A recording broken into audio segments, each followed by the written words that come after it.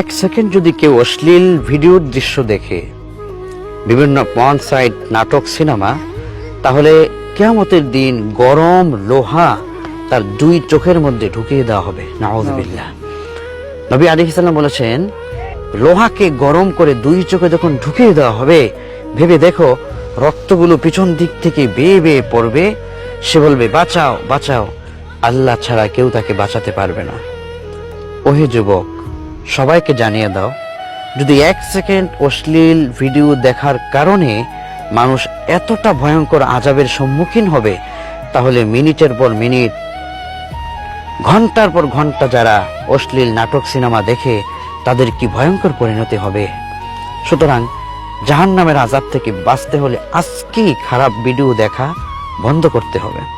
এবং নবীজি বলেছেন, রজুলুন যাকারাল্লাহ খালিয়ান ফাফাদাত আইনা, যদি কেউ রাতের গভীরে কান্না করে আল্লাহর কাছে মাফ চায়, তাহলে ওই অশ্লীল ভিডিও দেখার যে চোখের গুনাহ, এটা আল্লাহ পাক মাফ করে দিবে। সুবহানাল্লাহ।